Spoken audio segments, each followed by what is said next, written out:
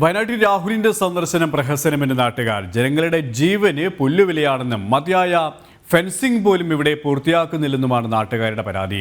ആനയെ ഇതുവരെ പിടിക്കാൻ കഴിഞ്ഞിട്ടില്ല. ശാസ്ത്രീയ മാർഗത്തിലൂടെ ആനയെ പിടികൂടണമെന്ന് നാട്ടുകാരുടെ ആവശ്യം. ഞങ്ങൾ തിരഞ്ഞെടുത്ത MP ആണ്, ഞങ്ങളോട് സംസാരിക്കണമെന്നും നാട്ടുകാർ. കാട്ടാനാക്രമണത്തിൽ കൊല്ലപ്പെട്ട അജീഷിന്റെ വീട് സന്ദർശിച്ചതിന് പിന്നാലെയാണ് നാട്ടുകാരുടെ പ്രതിഷേധം.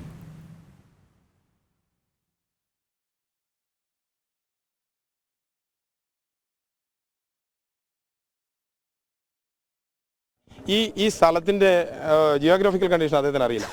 ഇത് എങ്ങനെയുള്ളൊരു പ്രദേശമാണ്, ഇതിൻ്റെ ഏതെല്ലാം സൈഡ് ഫോറസ്റ്റ് ആണെന്നും അദ്ദേഹത്തിന് അറിയില്ല. ഇവിടെ കൂട്ടിക്കൊണ്ട് വരുന്ന അല്ലെങ്കിൽ ഇങ്ങോട്ട് വനം സാറെന്ന് പറഞ്ഞ് നിർബന്ധിക്കുന്ന നമ്മുടെ നേതാക്കന്മാർ അല്ലെങ്കിൽ രാഷ്ട്രീയക്കാർ പറഞ്ഞു കൊടുക്കണം, എൻ്റെ നാട് ഇനിയൊരു സ്ഥലത്താണുള്ളത്, നിങ്ങളുടെ മണ്ഡലം ഈ ഒരു പ്രദേശത്താണുള്ളത്, ഈ അപകടം നടന്ന ഇങ്ങനെയൊരു സ്ഥലത്താണെന്ന് പറയണം. എന്തുകൊണ്ട് പറഞ്ഞില്ല?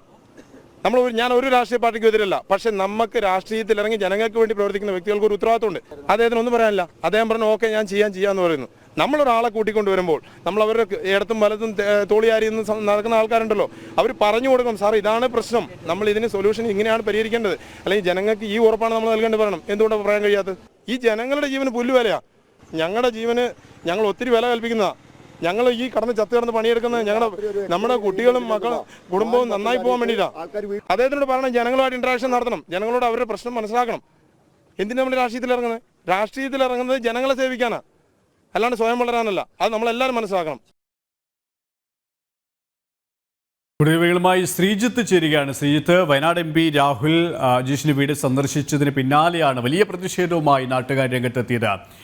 ഒരു MP എന്ന നിലയിൽ അവിടുത്തെ ഭൂമിശാസ്ത്രം പോലും അറിയാത്ത ആളാണ് രാഹുൽ. രാഹുലിൻ്റെ കൂടെയുള്ളവർ അത്തരത്തിലുള്ള സാഹചര്യം പോലും പറഞ്ഞ് മനസ്സിലാക്കി കൊടുക്കാനുള്ള ഒരു മനസ്സ് പോലും കാണിച്ചില്ല എന്ന തരത്തിലാണ് അവരുടെ വിമർശനമുണ്ടായത്. പ്രധാനമായും അവർ ഉന്നയിച്ച ആരോപണങ്ങളും ഏത് തരത്തിലാണ്?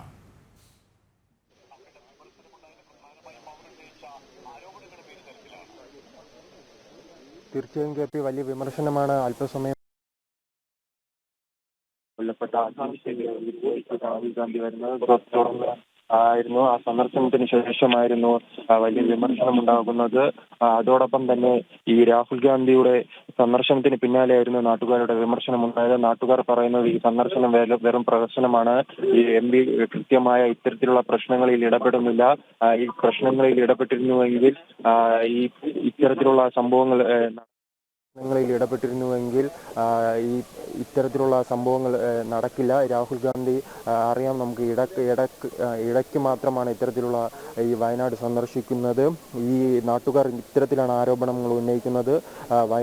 വയനാട്ടിൽ രാഹുലിന്റെ സന്ദർശനം വെറും പ്രഹസനം മാത്രമാണെന്നും ജനങ്ങളുടെ ജീവന് പുല്ലുവിലയാണെന്നും അതോടൊപ്പം തന്നെ ഈ രീതികൾ ഇവിടെ പൂർത്തിയായിട്ടില്ല. കാരണം ഇതിന് വലിയ ഫണ്ട് ആവശ്യമുണ്ട്. അങ്ങനെ അത്തരത്തിലുള്ള വലിയ വിമർശനമാണ് ഉന്നയിക്കുന്നത്. നിലവിൽ രാഹുൽ അജീഷിന്റെ വീടിന് പിന്നാലെ പോളിന്റെ വീട് സന്ദർശിച്ചു. പോൾ ആയിരുന്നു മെനഞ്ഞാന്ന് മരണപ്പെട്ടത് കാട്ടാനയുടെ ആക്രമണത്തിൽ. തുടർന്ന് ഇപ്പോൾ വാഗേരിയിൽ ഡിസംബർ മാസത്തോടെ ഒരു കടുവയുടെ ആക്രമണത്തിൽ കൊല്ലപ്പെട്ട പ്രജീഷിന്റെ വീട്ടിലാണ് നിലവിൽ രാഹുൽ ഗാന്ധി അല്പസമയത്തിനകം എത്തുന്നത്.